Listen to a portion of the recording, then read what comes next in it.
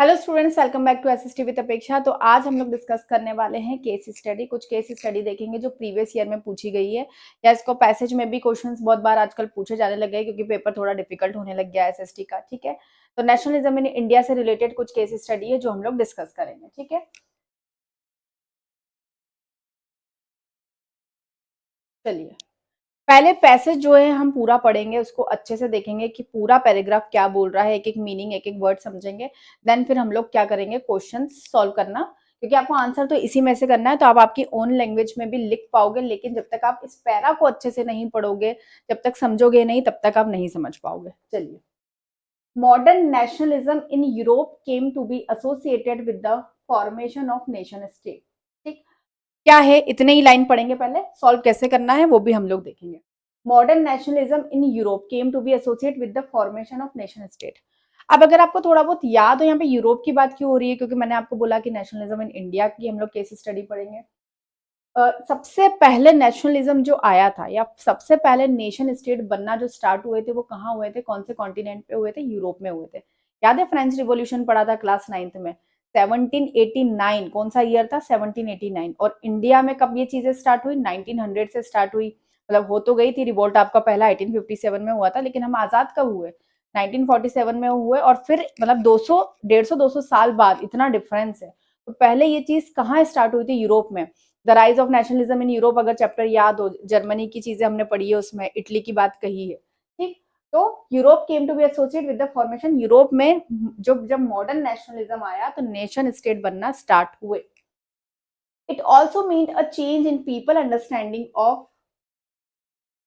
who they were and what defined their identity and sense of belonging। ठीक है, sense of collective belonging पहले question पढ़ चुके हैं। इस आइडिया से मतलब कि जब यूरोप में ये चीजें आई तो लोगों के मन में ये ख्याल आया कि हम लोग कौन है और हमारी एक आइडेंटिटी होनी चाहिए।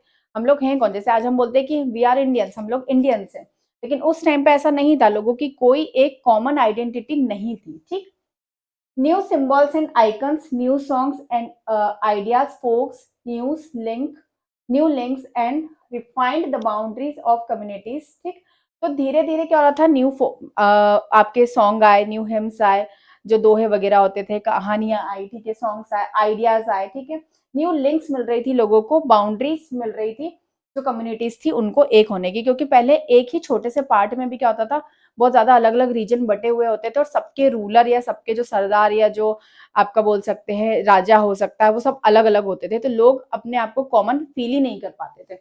In most countries the making of this new national identity was a long process. How did this conscious emerge in India? ठीक है, तो क्या हुआ यहाँ पे, बहुत सारी जो कंट्री थी, the making of his new national identity was a long process.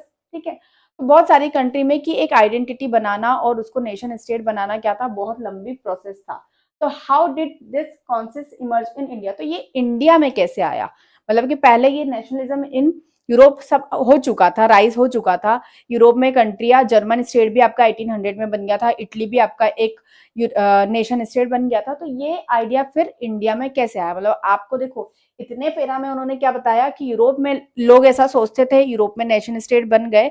तो फिर अब आपको बताओ कि फिर इंडिया में ये चीज कैसे आई? ठीक है, यूरोप में तो आपको बहुत ये नेशनलिज्म इन जो rise of nationalism in Europe है, बच्चों को टफ भी बहुत लगता है क्योंकि पूरे यूरोप की कहानी दी गई है, लेकिन वो इसलिए टफ लगता है क्योंकि हम फ्रेंच रिवॉल्यूशन क्लास 9 से पढ़ के नहीं आते।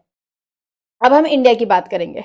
ठीक है, तो ये इतना पैरा हमने समझ लिया कि ये क्या कह रहा है। नेक्स्ट देखेंगे, in India and as a in many other colonies the growth of modern nationalism is intimately connected to the anti colonial movement. ठीक है, तो इंडिया में क्या हुआ, मेनी अदर कॉलोनीज थी, इंडिया में भी कॉलोनीज बनी हुई थी। अब कॉलोनीज कौन सी होती है? ब्रिटिशर्स ने रूल कर रखा था, अलग अलग वॉइसरॉय, गवर्नर जनरल, उन्होंने उनको टेरिटरी दे रखी थी। बंगाल का पार्ट तुम्हारा है, दिल्ली का पार्ट तुम्हारा है, ठीक है, नॉर्थ वाला पार्ट कोई अलग देख रहा है। तो यहाँ पे भी ये सारी चीजें थी, लेकिन ब्रिटिशर्स के आने के पहले भी ये चीजें, इंडिया नेशन स्टेट नहीं था। यहाँ पे सेंस ऑफ कलेक्टिव बिलोंगिंग या यूनिटी, मतलब कि यूनाइटेड नहीं थे। क्यों? क्योंकि अलग अलग राजा थे।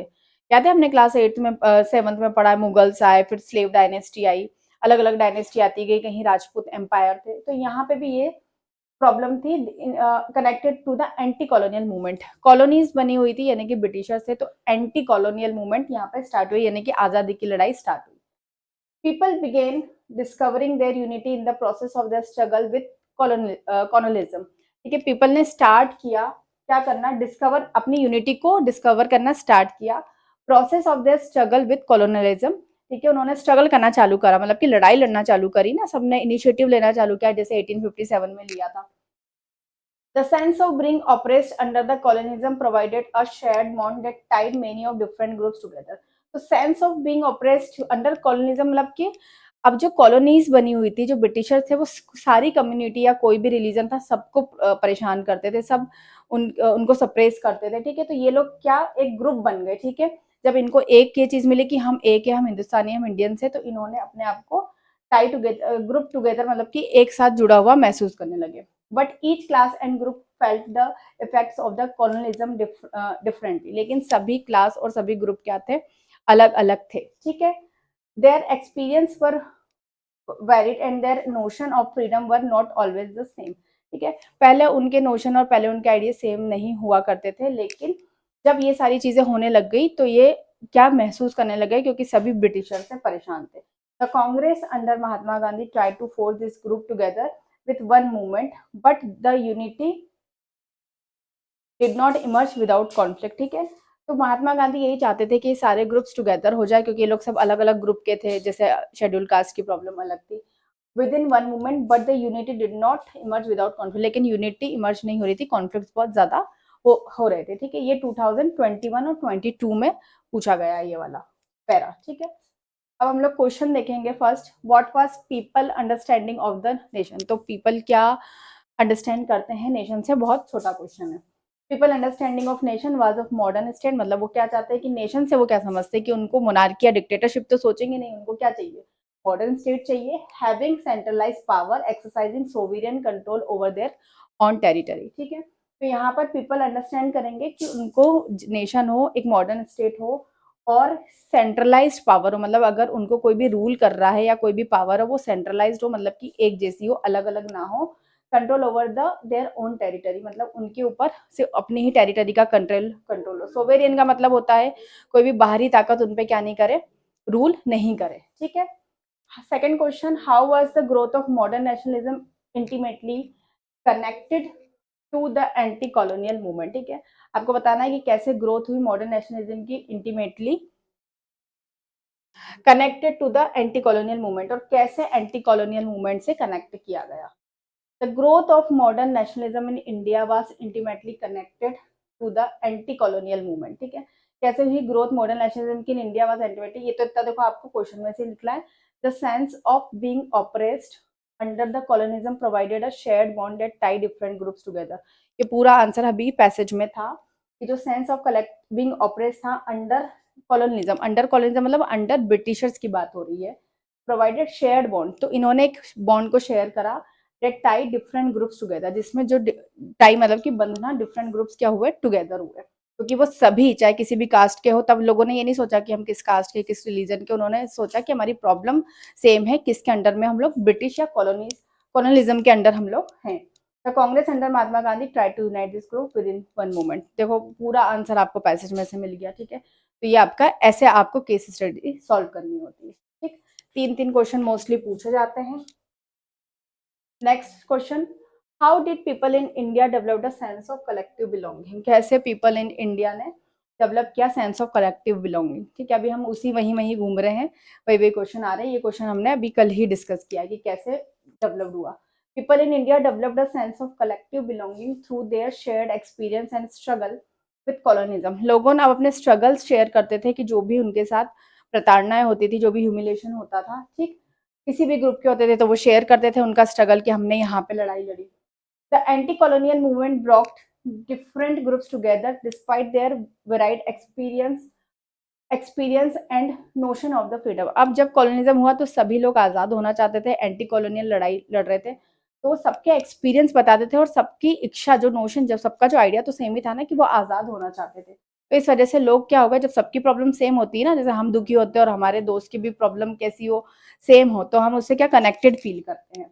The Congress under Mahatma Gandhi played a crucial role in forging these group together with in one movement. तो कांग्रेस जब थी अंडर महात्मा गांधी, के अंडर में प्लेड अ क्रूशियल रोल, उन्होंने बहुत क्रूशियल रोल प्ले करा टू फोर्सिंग दिस ग्रुप, इन ग्रुप्स को साथ में लाने के लिए। जैसे इसका एक एग्जांपल वही है, खिलाफत इशू को सपोर्ट करना, ठीक है, within one moment, although they were conflict along the way. Additionally, history, folklore, and new symbols and icons helped redefine the boundaries of communities and create a sense of collective belonging. इसके साथ ही साथ महात्मा गांधी और कांग्रेस ने तो काम करा ही करा, लेकिन जो आपके सिम्बल्स थे, जो हिम्स थे, जो आइकन्स थे, इनको भी लोगों को शेयर किया गया कि ये जो भारत माता ये हम सबकी है। तो इससे भी लोग क्या हुए, कनेक्टेड हुए और धीरे धीरे नेशनलिज्म के आइडिया को उन्होंने एक्सेप्ट किया और वो साथ में आए। ठीक है, कितने इजीली ये केस स्टडी सॉल्व हो गई। ठीक है, तो आपको सबसे पहले पैराग्राफ पढ़ना है। बच्चे यही मिस्टेक करते हैं कि वो पैराग्राफ नहीं पढ़ते हैं और बस क्वेश्चन सॉल्व करने लगते हैं। नहीं, बिल्कुल एक एक आप देखो, थोड़े से उसमें वर्ड्स टफ, जैसे ये पैसेज तो ईजी था, मैंने पहले ईजी, इसके पहले मैंने दूसरा केस स्टडी ऐड करी थी, लेकिन वो उसमें कुछ वर्ड्स जो हैं वो टफ है, वो टफ ही वर्ड्स आपको डालेंगे केस स्टडी में, ताकि आप लोग नहीं सॉल्व कर पाओ कि उसमें इसका मतलब क्या होता है। तो हमको थोड़ी सी वोकेबलरी पे उस पर वर्क करना पड़ेगा। ठीक है, तो ये वाला तो इजी था इसलिए बन गया। नेक्स्ट वीडियो में हम लोग एक दूसरी केस स्टडी देखेंगे, तो थोड़ी सी उसका लेवल जो होगा वो टफ होगा और इसको आप को थोड़ी सी प्रॉब्लम आएगी, लेकिन हाँ आप सॉल्व कर लोगे, क्योंकि उसके ट्रिक्स मैं आपको बता दूंगी। जो वर्ड्स होंगे उसको भी मैं इजीली आपको बता दूंगी कि इसका मीनिंग क्या होता है। ठीक है, ये 21, 22 में ये वाली केस स्टडी पूछी गई है, तो हो सकता है कि 23 और 24 में नहीं पूछी हो, तो 25 में पूछी जा सके। तो इसको आप पढ़ लीजिए। ठीक है, और अगर आपको कोई डाउट आता है तो कमेंट सेक्शन में पूछ लीजिएगा। और अगर इसकी पीडीएफ या पीपीटी आपको चाहिए तो एसएसटी विद अपेक्षा की जो एप्लीकेशन है वहाँ पे आपको ये मिल जाएगी। ठीक है, तो आप वहाँ से इसको फ्री ऑफ कॉस्ट है बिल्कुल डाउनलोड कर सकते हैं। शॉर्ट वीडियो से अगर आप बहुत इजीली रिवाइज करना चाहते हैं तो एसएसटी विद अपेक्षा के शॉर्ट्स वीडियो में सारे ही एक एक टॉपिक मैंने शॉर्ट वीडियो में समझाए हैं। लेकिन केस स्टडी या इतने लेंदी क्वेश्चन समझाना शॉर्ट वीडियो में थोड़ा इम्पॉसिबल हो जाता है या अच्छे से नहीं समझ पाते हैं, तो इसीलिए लॉन्ग वीडियो में हम समझ रहे हैं। तो मिलते हैं नेक्स्ट वीडियो में, तब तक के लिए अच्छे से पढ़ाई करो। Thank you.